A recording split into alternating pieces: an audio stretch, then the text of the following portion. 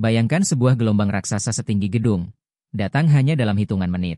Inilah kenyataan yang dihadapi Jepang dan Indonesia, dua negara yang sama-sama berada di cincin api Pasifik. Tapi tahukah kamu, cara Jepang dan Indonesia menghadapi bencana ternyata sangat berbeda? Setelah tsunami dahsyat Tohoku tahun 2011, Jepang bergerak cepat. Mereka membangun tembok laut raksasa setinggi 10 hingga 14 meter, memanjang lebih dari 400 km di pesisir timur laut.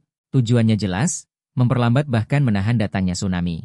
Tidak hanya itu, Jepang juga menanam jutaan pohon untuk membuat sabuk hijau, atau Green Belt Tsunami.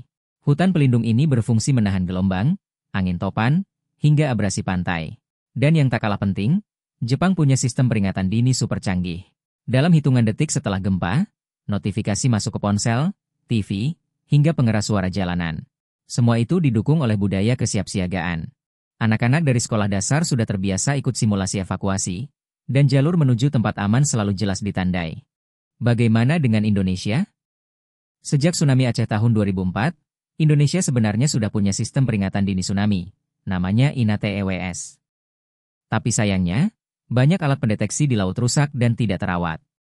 Pada kenyataannya, evakuasi di Indonesia sering bergantung pada inisiatif masyarakat. Warga berlari ke bukit atau dataran tinggi begitu merasakan gempa. Meski begitu, ada upaya berbasis alam. Seperti penanaman mangrove di Aceh, Bali, dan daerah lain, untuk meredam ombak dan melindungi pantai. Namun, budaya kesiapsiagaan masih menjadi tantangan. Simulasi bencana belum rutin, dan banyak masyarakat masih bingung saat bencana benar-benar datang. Jadi, perbedaannya jelas. Jepang mengandalkan infrastruktur keras, teknologi canggih, dan budaya sadar bencana. Sedangkan Indonesia lebih mengandalkan alam, evakuasi manual, meski perlahan mulai belajar memperkuat sistem peringatan dini. Dua negara, dua pendekatan berbeda.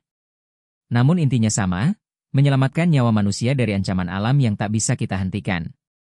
Karena pada akhirnya, bukan hanya tembok atau pohon yang penting, tapi juga kesadaran kita untuk selalu siap menghadapi bencana. Kalau menurut kamu, mana yang lebih efektif? Tembok raksasa buatan manusia, atau hutan hijau pelindung alami? Tulis pendapatmu di kolom komentar ya.